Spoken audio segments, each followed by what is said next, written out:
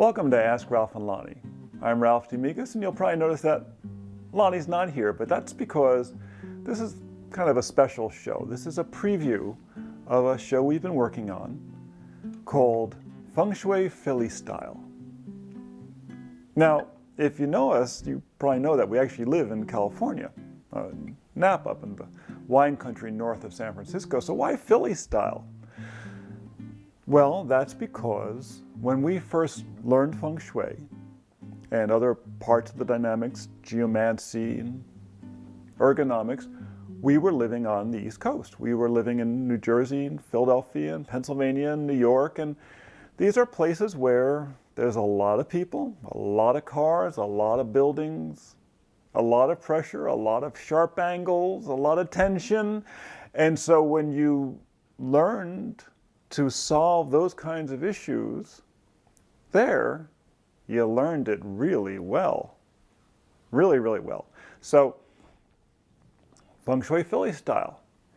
When we moved to California, well, people are a lot more relaxed. They're a lot more easygoing. They're subject to many of the same stresses, but at a slower pace.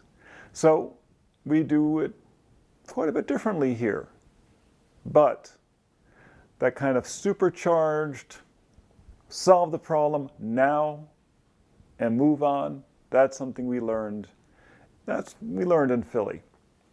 So I'm going to give you a little background of some of the basics of what we call Feng Shui Philly style. And one time we called it Feng Shui American style because it's a very westernized version. It includes ergonomics. It includes geomancy. That's something that comes out of the Western tradition. That's how we would line up buildings in order to, for instance, create a cathedral. You find that in sacred architecture all the time, in the importance of numbers and angles. We incorporated all this stuff together, plus a lot of stuff that was never in the original Feng Shui. For instance, they didn't have cell phones. They didn't have microwaves. They didn't have big transmitters up on their hills sending out huge amounts of data that we're affected by. And these are things that you need to be able to address in this modern world because our bodies weren't really designed to deal with that. We can adjust, and there's things we can do nutritionally, and there's things we can do ergonomically, but we still got to do stuff. Otherwise, we can get rolled over. So I'm going to actually pull some stuff out of one of our books. It was actually, I think, our third book called Happiness Lessons. Nice goal. About some things that you can do for yourself very, very easily. You know, Feng Shui means wind and water, but what it really means is that we live in a natural world, and these are the things that change the world. You know, the wind comes by and blows the leaf off the trees, and the water comes down and it shapes the land, and you know, we are affected by these things and we need to work with them. So the real question is, how do you begin? Well, you begin where every building begins, at the front door. What do you have on your front door? Do you have a wreath outside? Do you have a sign? Do you have anything that makes it distinctive? If you live in a big complex, is there anything that reminds you that this is your home and not somebody else's, or this is your office and not somebody else's? Your sense of identity is tied to that. So make sure you do something about that. You stylize it, you personalize it. A very good thing you can do is hang a chime on the inside of the door, something that really sings for you. It does a bunch of different things. One, it makes you feel better when you come through the door. That's always a nice thing. Two, the music as it comes out will actually bathe the area and actually acts as kind of an antioxidant to all of the static that builds up in the area. But that's very much on the esoteric level and the energetic level. Three, when you're inside, it will tell you when people are coming through that door. You will feel safer because you know that that entryway from the outside world is guarded by that bell, because you know when people are coming and going.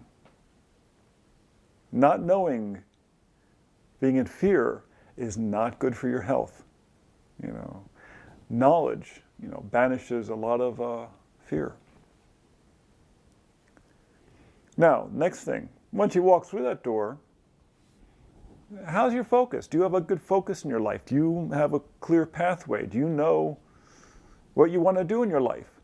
Well, many times we find that if people walk through a doorway and their eyes can go forward and up a little bit to the right, they will feel more focused, especially on the future. You see, the way it works is that when you walk in, if your eyes go down, you tend to focus on the past. Straight forward is, the present, but if it goes up a little bit, you're in the future. A little to the right is more optimistic, and the optimistic personality puts out their right hand. The nurturing personality puts out their left, but the optimistic side is the right side. So make sure when you walk in the door, that there's some clear focus that your eyes go to that makes you feel secure, or happy, or focused on a particular mission. If it's a working place, it should relate to the mission of that space. If it's your home, it could be family pictures as the first thing, or a painting, but something that really catches your eye and stops your eye from wandering. What you want to avoid is your eyes wandering, because as your eyes are wandering, your fight or flight reflex is turned on. You want to turn that off as fast as possible, because you want yourself to come home and everyone else to come home, feel safe right away, and relax. What else do we have in here?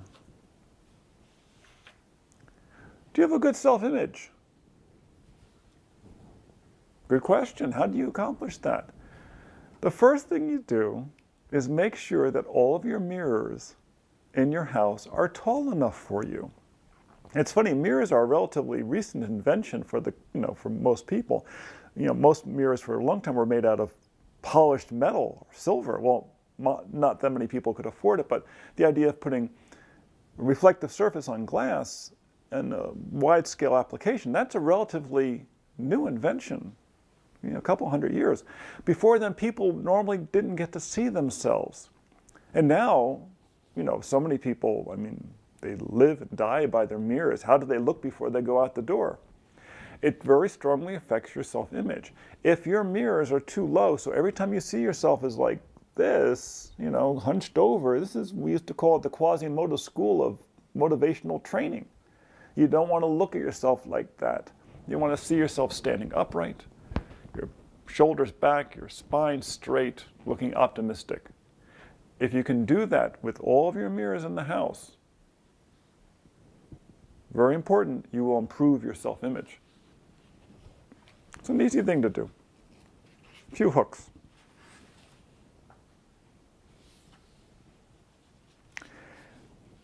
How command are you of the situation? How much time do you spend afraid at work? How much time do you spend feeling vulnerable in your space? The thing that solves that is called being in command of the situation. And what that means is that for your body, you have a particular range of vision. It goes from about there to about there. That range. And that's the area in which you're looking forward through the most conscious parts of the eye, the area of the main focus. Once you get over here, you're into other pixels of the eye. You get up into this range out here, now you're into the areas of the fight and flight reflex. So if you're sitting at a desk and that doorway is over there, and you keep getting movement over there, it keeps triggering your fight or flight reflex, and you spend the whole time with your adrenal glands running and your nerves, on edge, and meanwhile it's consuming all of your vitamin C and your immunity is dropping and you're going home tired. Where if you can turn your desk around, so now you can see that doorway there or whatever's going on within that range, you're going to feel in command of the situation. And when you go into offices, you can tell who's running things by who's commanding the door. And typically, top CEOs, when they move into a new office, they redo the whole thing because they know what direction works best for them. This is actually something you can fine-tune to a great degree. We're not going to go into that here, but don't sit with your back to the door. Really, come on. How much paranoia do you really want to live with? What else we got in here? We got a lot of stuff in here. Are you programming yourself for success? Good question. Are you just programming yourself to just kind of glide? How do you know? When you're at your desk, what are you looking at? What's your screensaver? When you look up from your desk, what are you seeing? Are you seeing, a wall full of Post-it notes? 300 Post-it notes, every single one about something different? And you feel like you spend your whole life scattered? Or are you looking up and seeing pictures of the products that you sell, looking wonderful? Are you looking up and seeing something that inspires you and reminds you of why you're there? Same thing in life too. What's your goal? Do you have images around that reflect that goal? It's funny that so many times people who are hoarders, they hold on to stuff. When you go into their space, there is nothing on the walls. I mean, there might be stuff piled up to the walls, but there's no pictures up on the walls inspiring them towards clarity. So they spend all their time looking down, and when you look down, you focus on the past. Well, the past is about what? Holding on to stuff. It's so important to get your focus up high, get that spine straight, be optimistic. What else we got in here? Yeah, pick your images carefully. So many people say, what image should I use? What images inspire you? That's what matters. Are you a little too wired? This is a common one. Our houses are wired with alternating current. It means the electricity changes direction 60 times a second. Our bodies are wired for direct current. It runs in one direction. When we live close to AC currents all the time, it's like we're trying to go straight ahead and it's trying to go back and forth all the time. And after a while, we're going back and forth with it, feeling frazzled. It has some very strong physiological effects. It makes the body use up magnesium and a bunch of other nutrients, and your body will get tighter and tighter and tighter. And this can actually, result in heart palpitations and other issues. It's not something you just want to, say, it's not affecting me. Of course it's affecting you. Everything affects you. That's the way life is. You don't want to sleep near electrical sources. You don't want a clock radio next to the head of your bed. Why? Because it's running all the time. You don't want to put your cell phone under your pillow live. It's got an electrical charge and it's got microwaves. Your brain was not designed to be close to a circuit like that. This is where things like brain cancer come from. This is where things like, short attention span and ADD come from just frizzling, all your circuits. No, during the sleeping time, that stuff should be far away from you. If you can, wire your bedroom so that there's no electricity nearby. It's not that hard to do. You just throw a switch, all the electricity is off near the bed, you will sleep so much better. In your office, same thing. Find ways to give yourself a little insulation. It's especially important while you're sleeping, because your body's like 5,000 times more sensitive while you're sleeping than when you're awake. During the daytime when you're awake, if your charge is good, if you've been eating well, you have plenty of minerals, alkaline minerals, the calcium, magnesium, potassium, sodium in your system. You've got a good iron in your blood. You generate a pretty strong electrical charge. And so during the day, you can stand up to a lot. But at night, when your body goes into sleep mode, you're very, very, very sensitive to this stuff. Now, is your home making you sick? This is a big issue for people. There's a lot of sick buildings. A lot of people have mold and fungus inside the houses. But besides that, what about your cleaning things? So many chemicals are created new every single year. Thousands and thousands of chemicals are created new every year, and they're used for all kinds of things around the house and in the garden that they are not tested on humans. And typically, in most people's pantries or most people's laundry rooms, there's all kinds of toxic chemicals there that are affecting you, and they go into the air. And if you're in a house during the wintertime and everything is closed up, this stuff is wandering around the place. A number of years ago, they started building condominiums where the Laundry room was up next to the bedrooms. I mean, there was the bedroom, 2 doors, and there right between was the laundry room. Oh, this was so practical. And then people are using phosphate soaps. Those are the ones that come in the big boxes. That are incredibly irritating. And the room's jammed up with this stuff, and it's flowing into the bedrooms. I'll tell you, if you have a child with asthma, or a person with asthma or skin rashes, the best thing you can do is change their soap. Don't use these phosphate soaps. They're very, very irritating. Move them over to like a baby soap. Wash their clothes in baby soap. Because especially on their sheets, it's very toxic. But you don't want that stuff near you. Change over to natural products. Change over to high quality, natural products for all of your cleaning. For all of your cleaning goods, especially any place where it's close to you. Okay? Very, very important. Are you sleeping well? Oh my gosh. We have an entire chapter just on that. There's so many things that people do wrong in their environment when it comes to sleeping. It's shocking. We've done thousands of consultations over the past 20 years or so, and it's amazing what people will sleep around. You know, tall bookcases right above the bed, towering over the bed, Jan fall stuff. I mean, my gosh, you feel like it's going to fall on you. Or, you know, fax machines right next to the bed. You know, our clock radios, our, you know, everything plugged in right next to the head of the bed. And that was the person who, you know, unfortunately passed from brain cancer. I mean, just all kinds of stuff. Beds in the middle of the room with no headboard. How's the body supposed to know how it's supposed to line up? Which way is the head pointed? You know, ideally we aim for north, but you change the head of the bed to other directions. Weird stuff happens, and not good. So yeah, we need to talk about how you're sleeping entirely by itself. That's a whole chapter unto itself. Okay. What else we got here? Something else good?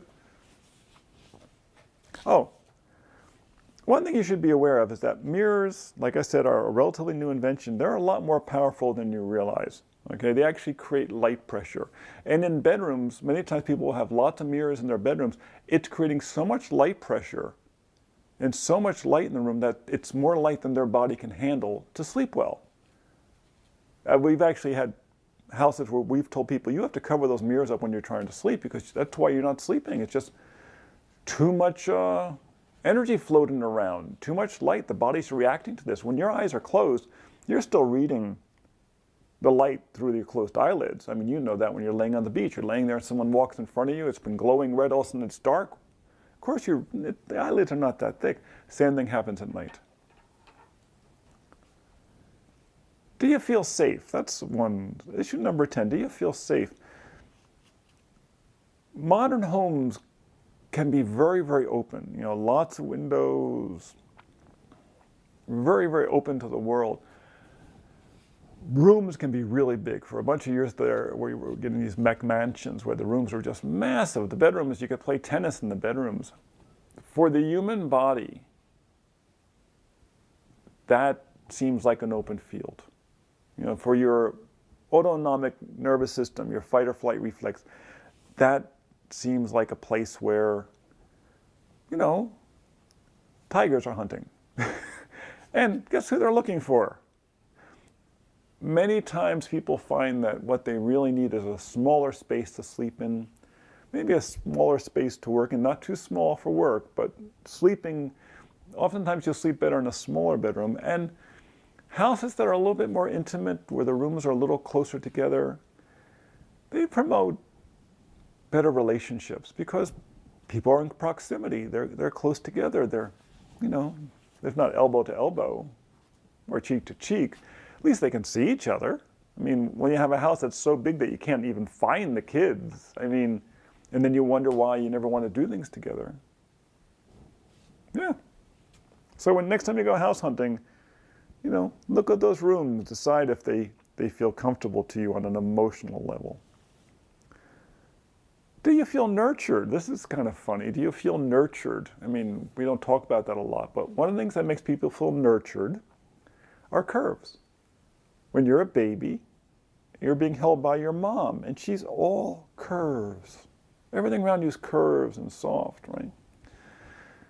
You go to school, the first schools you go to, the desks in younger grades, they're all, the corners are all curved. It's done partially so kids don't run into there and hurt themselves. But it's also because the body likes that. The body likes curves. And then as we get older, it gets more and more angular. Now when you go into offices, sometimes these things are so angular that your body's in tension all the time.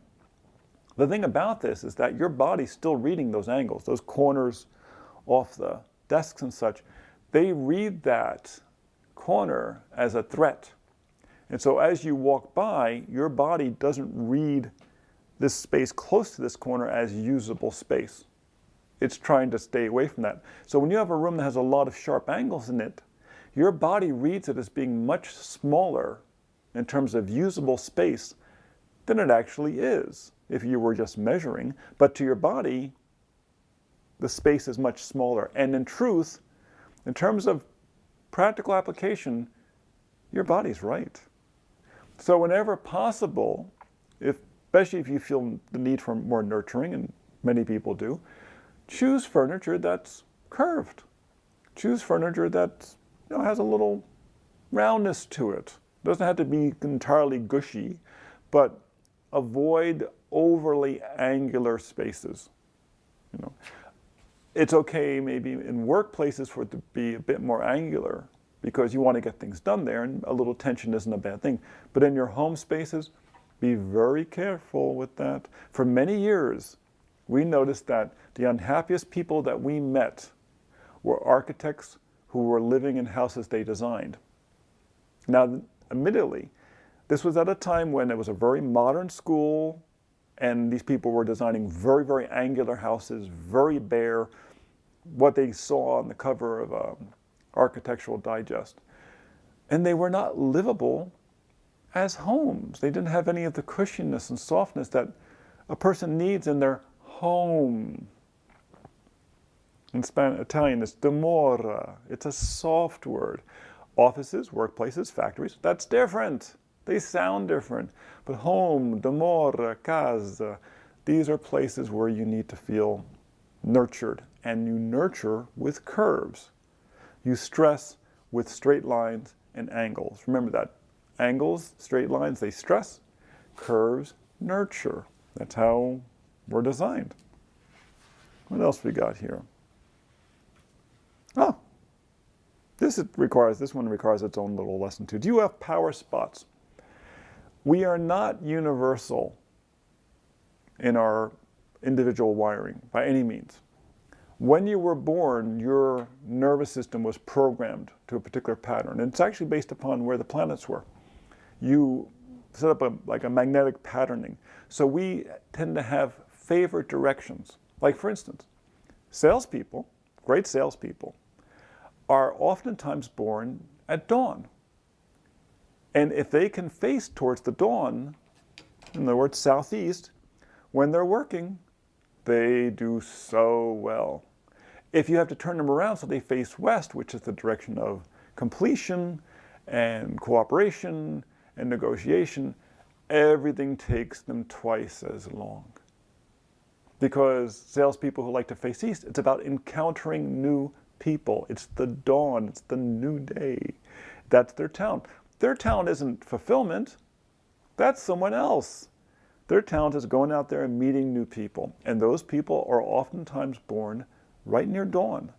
It's interesting. Ross Perot, one of the most famous salesmen of his time, born right near dawn, born in the sign of Cancer, with a bunch of planets right at the rising.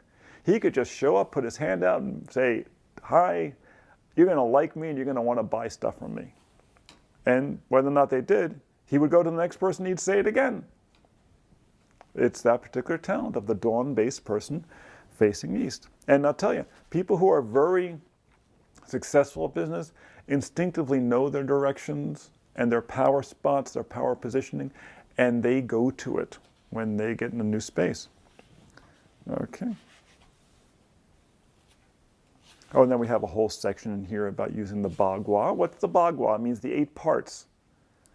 This is actually kind of the key of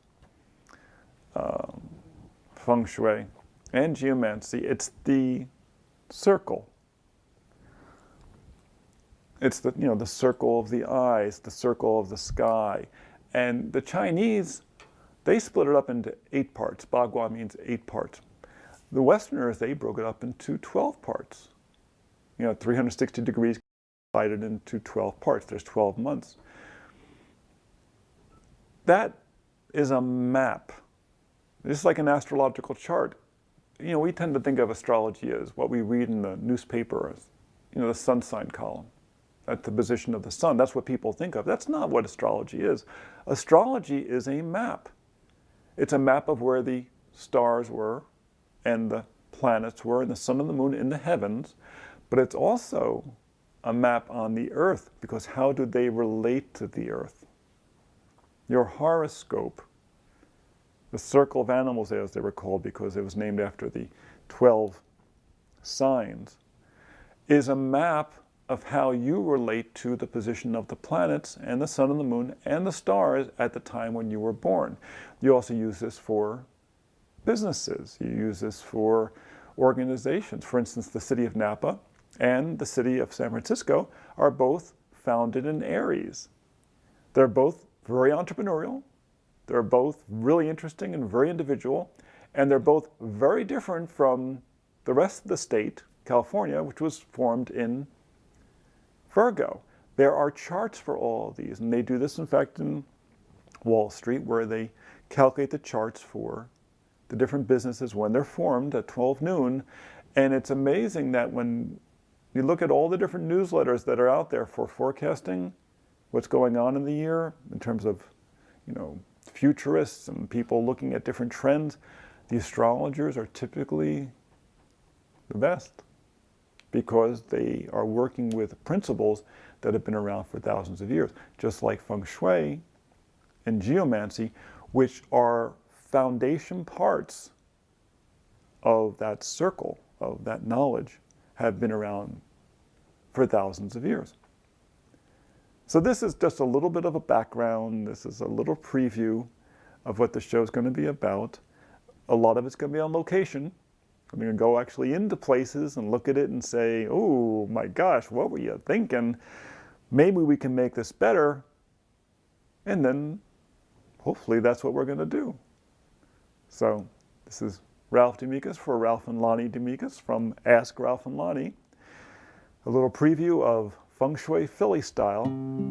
You can find out more about it at our website, spaceandtime.com, and you can find out about our other TV shows as well, our planetary calendars, our Wine Country at Work. And I hope you found this entertaining, and you come back and see us next time.